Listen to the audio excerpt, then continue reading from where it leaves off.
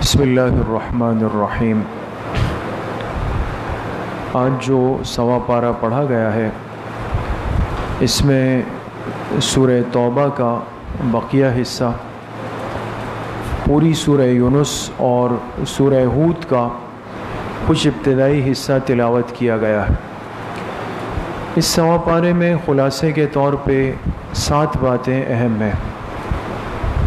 پہلی بات جو سورہ توبہ میں ہے، اللہ پاک نے تذکرہ فرمایا منافقین کی ایک بہت ہی بدترین ایسی سازش کا اور فتنہ بنانے کا کہ جس کے پیچھے مقصد یہ تھا کہ مسلمانوں کی اجتماعیت ٹوٹ جائے، اس لیے کہ اللہ پاک نے اس مبارک دین میں جو برکت رکھی ہے اور اس دین میں اللہ پاک نے جو طاقت رکھی ہے اس کی بنیادی وجہ اس کی اجتماعیت ہے۔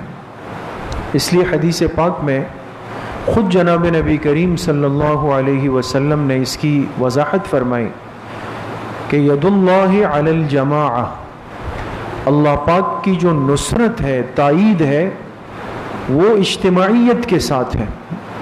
جہاں امت کے اندر اجتماعیت ہوگی اللہ کی نصرت اس کے ساتھ ہوگی۔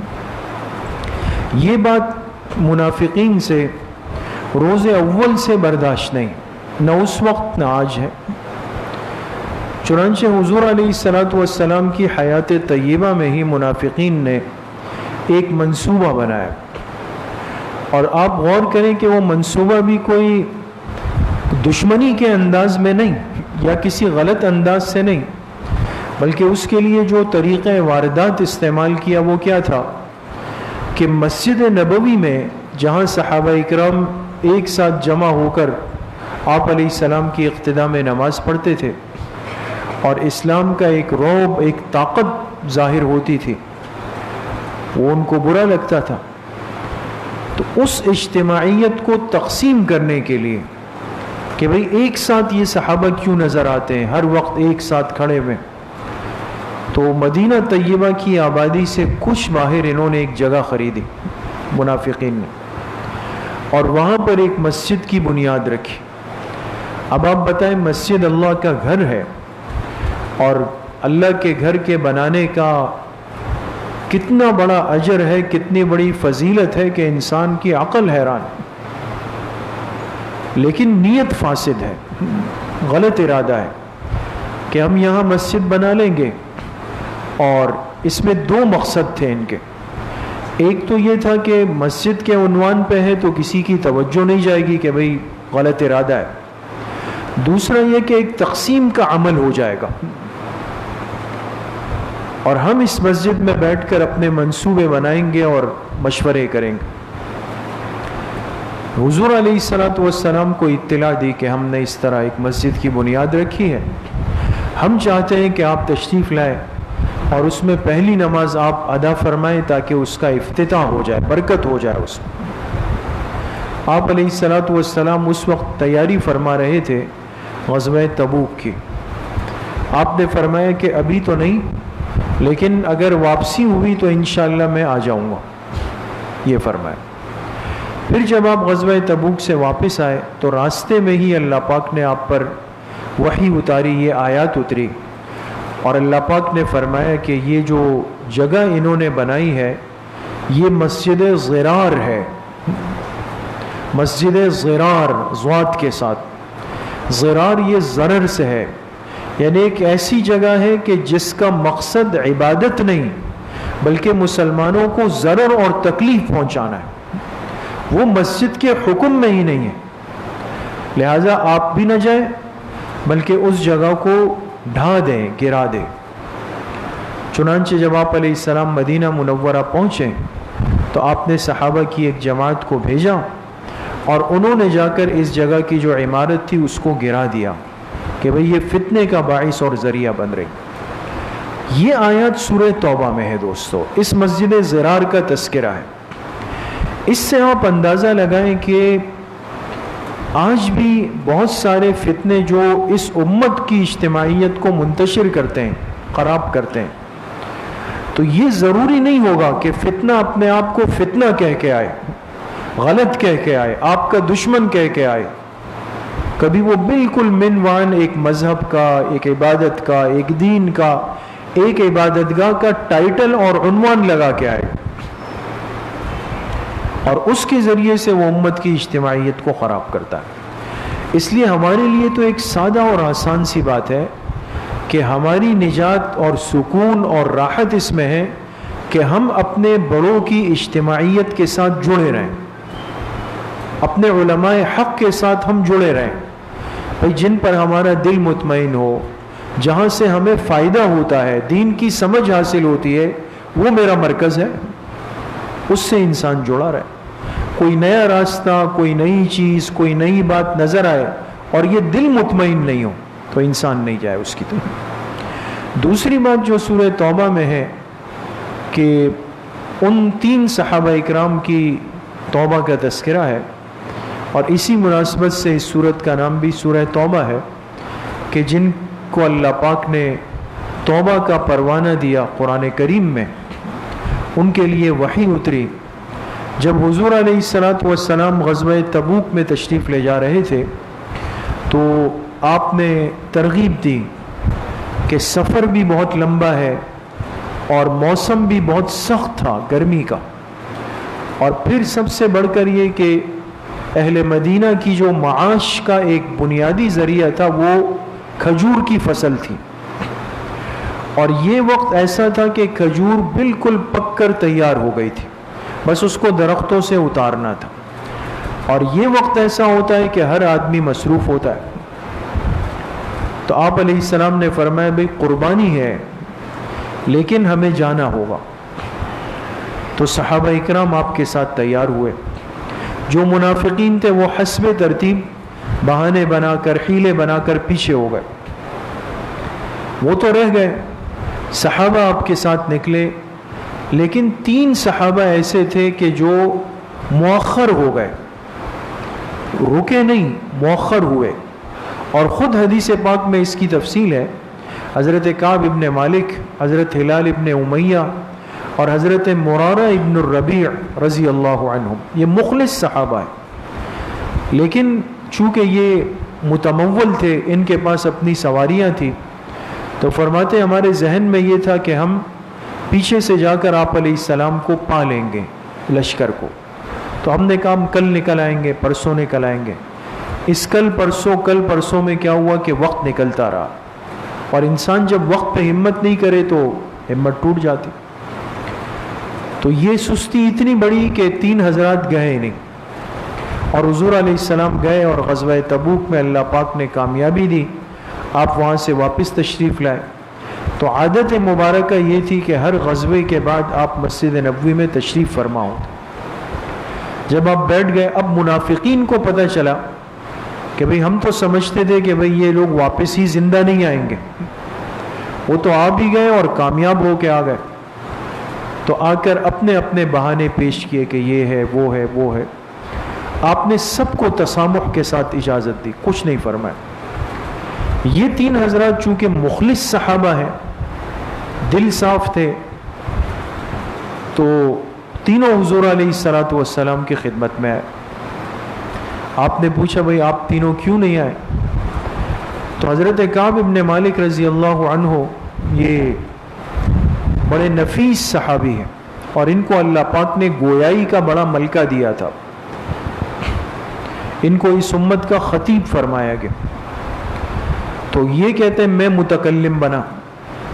میں نے عرض کی کہ اللہ کے رسول صلی اللہ علیہ وسلم اگر ہم بھی ان منافقین کی طرح جھوٹ بول دیں کہ ہمارا عذر تھا، کوئی حیلہ تھا، تو وقتی طور پہ جان تو بچ جائے گی، لیکن ہمیں پتہ ہے کہ اللہ پاک نے آپ پہ وحی اتارنی، وحی آئے گی اور اس میں سب کچھ صاف ہو جائے گا. جھوٹ تو نہیں بول سکتے. اور سچ یہ ہے کہ اللہ جانتا ہے کہ ہمارے دلوں میں نفاق نہیں ہے، ہم پکے سچے مومن ہیں، آپ کے وفادار ہیں، اور نہ آنے کی وجہ سوائے سستی کے اور کچھ بھی نہیں. ہم نے سستی کی وجہ سے کیا ہے، اور اب ہم اپنے آپ کو پیش کرتے ہیں، آپ جو سزا تجویز فرمائیں گے ہم اس کے لیے تیار۔ تو آپ علیہ السلام نے فرمایا بھئی اب آپ تینوں کا معاملہ تو اللہ کے حوالے ہو، جو اللہ فرمائیں گے وہ ہو جائے۔ اب کیا ہوا، ان تینوں حضرات سے مقاطعہ ہو گیا۔ آپ علیہ السلام نے فرمایا کہ بھئی جب تک اللہ پاک کا کوئی فیصلہ نہیں آتا، کوئی ان کے ساتھ بات چیت نہیں ہوگی، بیٹھک نہیں ہوگی، تعلقات نہیں ہوں گے، کچھ بھی نہیں ہوگا۔ اب بات چیت بند ہو گئی۔ 10 دن گزر گئے اور فرماتے ہم پر مدینہ کی زمین تنگ ہو گئی، کوئی بات نہیں کرتا، کوئی دیکھتا نہیں ہے، اور ہم حضور علیہ السلام کی مجلس میں آتے، آپ کو سلام کرتے اور پھر آپ کے ہونٹوں کی طرف دیکھتے کہ بھئی ہمیں جواب بھی ارشاد فرماتے ہیں یا نہیں۔ تو ہمیں لگتا کہ آپ نے ہمیں دیکھا تو نہیں ہمارے چہرے کو، لیکن آپ کے ہونٹ مبارک حرکت میں آتے۔ جب 10 دن گزرے تو پھر آپ علیہ السلام نے مسجد نبوی کے ممبر پہ بیٹھ کے فرمایا کہ بھئی ان تینوں کے لیے اب حکم یہ ہے کہ ان کی بیویاں بھی ان سے الگ ہو جائیں، اپنے ماں باپ کے گھر چلے جائیں۔ اب وہ بھی چلی گئی، اب جو ایک کوئی سہارا تھا نا دنیا میں کہ جس سے جا کے گھر میں بات چیت کرے، وہ بھی چلے گئے، اور زیادہ پریشانی آ گئی۔ اور اس کیفیت میں 50 دن گزر گئے۔ 50 دن کے بعد حضور علیہ السلام پر یہ وحی کی آیت اتری، اور اللہ پاک نے وَعَلَى الثَّلَاثَةِ الَّذِينَ خُلِّفُوا، 3 افراد ان کا تذکرہ فرمایا، وہ 3 افراد جو پیچھے رہ گئے تھے، لَقَدْ تَابَ اللَّهُ عَلَيْهِمْ، اللہ نے ان کی توبہ کو قبول فرما لی۔ ایک صحابی نے سنا تو عرب میں ایک مزاج تھا، ایک رسم تھی کہ جو خوشخبری سب سے پہلے جا کے سناتا ہے تو وہ آدمی اس کو خوشی میں سب کچھ دے سکتا ہے۔ تو حضرت کعب فرماتے ہیں کہ میں ایک اونچی جگہ پر بیٹھا ہوا تھا پریشان، دیکھا کہ ایک ساتھی دوڑتے ہوئے آ رہے اور آ کے کہا کہ کعب خوش ہو جاؤ، تمہاری آنکھیں ٹھنڈی ہو جائے، اللہ کے پیغمبر پہ وحی اتری ہے اور آپ تینوں کے لیے معافی کا اعلان ہو چکا۔ تو اب حضرت کعب فرماتے کہ میرے پاس تو اس وقت کچھ تھا نہیں، میں کیا دوں، اور چونکہ ایک عادت تھی عرب کی تو کیا کیا، اپنے جسم کا کرتا اتار کے ان کو دے دی کہ یہ میری طرف سے ہدیہ قبول فرما لو۔ تو اللہ پاک نے ان مخلص حضرات کی توبہ ایسی قبول کی دوستو کہ وہ قیامت تک قرآن کریم کی آیات بن گئی، قرآن کا حصہ بن گئی۔ اس سے کیا سبق ملتا ہے کہ انسان جب غلطی کر لے، ایک تو اللہ کے سامنے جری نہ ہو، حیلے نہ کرے کہ یہ تھا وہ تھا فلاں تھا، نہیں، اپنی غلطی کا اعتراف اور ندامت اللہ کو بے انتہا پسند، اور پھر جب انسان اخلاص سے توبہ کرتا ہے تو اللہ معاف بھی فرماتے ہیں اور عزت بھی قائم فرما دے۔ تیسری بات جو سورہ توبہ میں ہے، اللہ پاک نے حکم دیا ایمان والوں کو کہ ہر وقت اور ہر زمانے میں ان میں ایک ایسا طبقہ رہنا چاہیے جن کے پاس دین کی فہم اور دین کی سمجھ ہو، دین کا علم موجود ہو۔ فَلَوْلَا نَفَرَ مِن كُلِّ فِرْقَةٍ مِّنْهُمْ طَائِفَةٌ لِيَتَفَقَّهُوا فِي الدِّينِ، فرمایا اگر ایسا وقت آئے کہ سب کو جہاد کے لیے نکلنا پڑے، نفیر عام ہو جائے، تب بھی کچھ افراد ایسے ہو جو میرے پیغمبر کے ساتھ رک جائے اور ان سے دین کی سمجھ حاصل کرے، اس لیے کہ جو لوگ چلے گئے جب یہ واپس آئیں گے تو ان کو دین سیکھنے کی ضرورت ہے۔ اس لیے یہ امت ہر وقت ہر زمانے میں اپنے لیے علماء کی محتاج ہے دوستو۔ اگر خدا نخواستہ کام کے علماء باقی نہیں رہے نا، کام کے ویسے تو ہوں گے، لیکن جو واقعی امت کو چلا سکے، رہنمائی کر سکے، ہر مسئلے میں ان کی رہنمائی اور قیادت کا کردار ادا کر سکے، یہ بڑا قیمتی طبقہ ہے۔ اس لیے ایسا طبقہ امت کے لیے ہر وقت ضروری ہے۔ تو ہم میں سے ہر ایک کی ذمہ داری ہے کہ اپنے ان علماء ربانیین کی صحبت اختیار کریں، ان کی مجالست سے فائدہ اٹھائیں، ان کے حق میں دعائیں کریں۔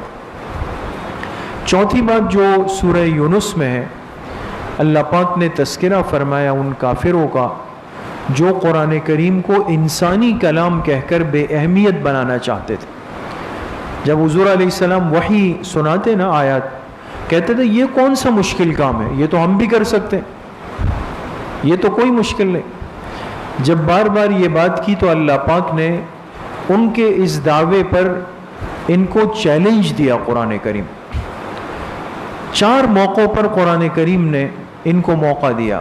پہلی موقع پہ فرمایا کہ اگر واقعی تم سچے ہو تو جو کلام میرے پیغمبر کے پاس ہے تم بھی اس جیسا لے آؤ، وہ نہیں تو پھر فرمایا اگر یہ نہیں کر سکتے تو 10 صورتیں لے آؤ، یہ بھی نہیں تو پھر 1 صورت بنا کر لے آؤ، اور یہ بھی نہیں تو پھر فرمائے 1 آیت بھی اس جیسی بنا کر لے آؤ۔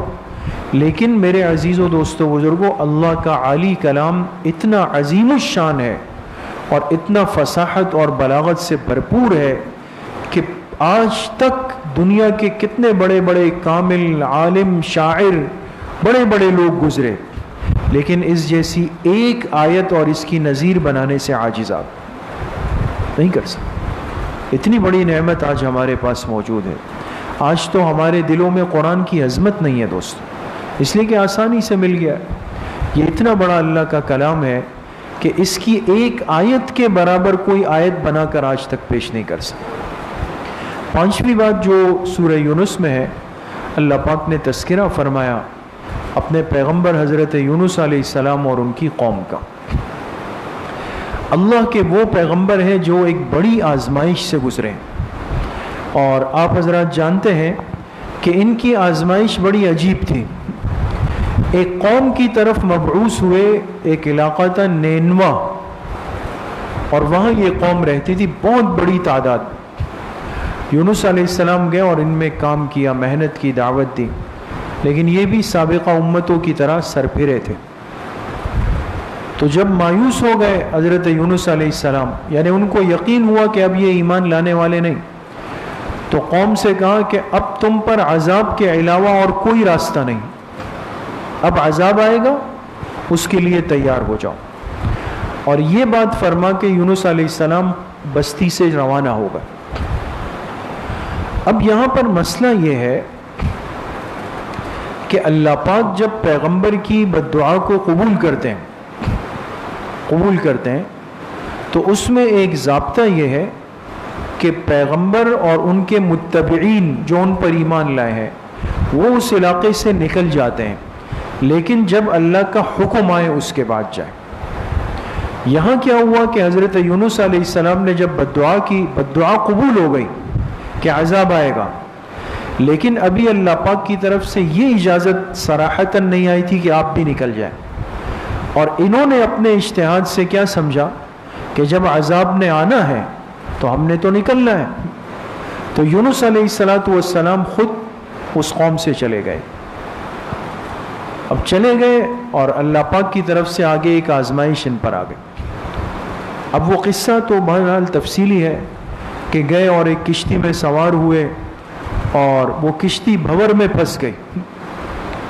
لوگوں نے کہا کہ بھئی کشتی اس وقت پھنستی ہے جب کوئی بھاگا ہوا غلام آتا ہے، اپنے مالک سے غلام بھاگ جائے، تو اس کشتی میں کوئی بھگوڑا غلام بیٹھا ہوا، تو اب کون ہے تو کوئی بھی نہیں نام لے گا، تو کہا بھئی سب نام ڈال دو، قرآن اندازی ہوگی۔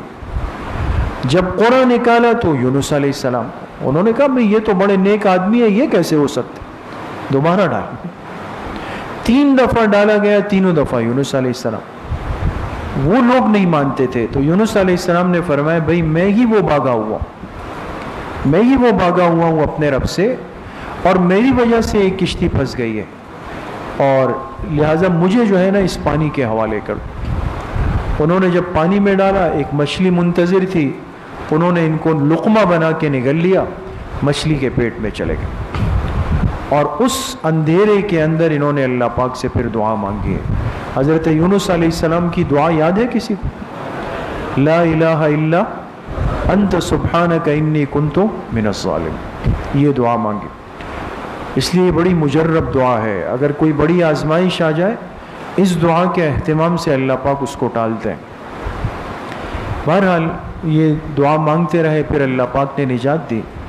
پیچھے یہ ہوا کہ قوم پر جو عذاب آ رہا تھا، انہوں نے دیکھا کالے کالے بادل آ رہے ہیں علاقے کی طرف، اور اس میں کچھ سرخی ہے، تو سمجھ گئے کہ عذاب تو آ گیا۔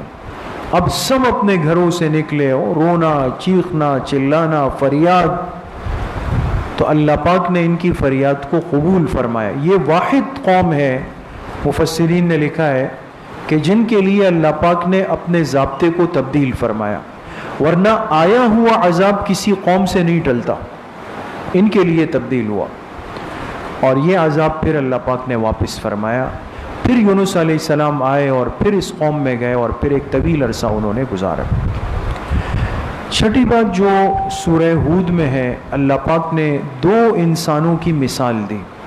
فرمایا ایک انسان وہ ہوتا ہے جو دنیا میں محنت کرتا ہے دنیا کو سامنے رکھ کر، دنیا کی محنت برائے دنیا، یعنی انسان اپنے آپ کو لگا دیتا ہے، کھپا دیتا ہے، تھکا دیتا ہے، اور مقصد کیا ہے کہ میری دنیا بن جائے۔ اور فرمایا اس کے مقابلے میں ایک اور انسان ہے، وہ بھی دنیا میں محنت کرتا ہے اور دنیا کماتا ہے، لیکن مقصود دنیا کو نہیں بناتا، آخرت کو بنا دیتا ہے کہ بھئی میں دن رات محنت اس لیے کر رہا ہوں کہ مجھے رزق حلال کا حکم ہے، میں اس لیے کر رہا ہوں کہ بیوی بچوں کا مجھ پر حق ہے، اللہ مجھ سے پوچھیں گے، اور میں اس لیے کما رہا ہوں کہ حلال کما کر اللہ کے راستے میں خرچ کر دوں گا۔ یہ ساری سوچ سامنے رکھ کے محنت کر رہا ہے۔ تو فرمائے کہ ہے تو دونوں دنیا میں محنت کرنے والے، لیکن ایک برائے دنیا ہے، ایک برائے آخرت ہے۔ ان میں اتنا فرق ہے کہ جیسے کہ ایک آدمی اندھا بھی ہے اور بہرا بھی ہے اور گونگا بھی ہے، نہ دیکھ سکتا ہے، نہ سن سکتا ہے، نہ بول سکتا ہے۔ فرمایا یہ وہ ہے جس کی محنت برائے دنیا ہو رہی، اور دوسرا وہ ہے کہ جس کی بینائی بھی درست ہے، گویائی بھی درست ہے، سنوائی بھی درست ہے، بول بھی سکتا ہے، دیکھ بھی سکتا ہے، سن بھی سکتا ہے۔ یہ وہ ہے کہ جس کی محنت برائے آخرت ہو رہی۔ ساتویں اور آخری بات، اللہ پاک نے عبرت کا ایک واقعہ ذکر کیا حضرت نوح علیہ السلام کا، کہ جب ان کی قوم پر پانی کا عذاب آیا تو ان کے سگے بیٹے جن کا نام تھا کنعان، نوح علیہ السلام کے بیٹے کنعان، لیکن یہ کنعان کیا تھے؟ ان کے ماحول میں اور صحبت میں بیٹھے کافروں کے، حضرت نوح علیہ السلام پر ایمان نہیں لائے، پیغمبر کے گھر میں پیدا ہوئے، پیغمبر کی اولاد ہے، لیکن ایمان کی نعمت سے محروم، وجہ غلط صحبت تھی، ان بڑوں کی صحبت میں بیٹھے۔ جب پانی کا عذاب آیا، نوح علیہ السلام نے کہا بیٹے ہمارے ساتھ اس کشتی میں بیٹھ جاؤ، بچ جاؤ گے۔ تو کہا نہیں، میں تو جا کے ایک اونچے پہاڑ پہ پناہ لے لوں گا اور میں بچ جاؤں گا۔ انہوں نے فرمایا کہ یہ پانی نہیں ہے، یہ تو اللہ کا عذاب ہے، تو نہیں چھوڑے۔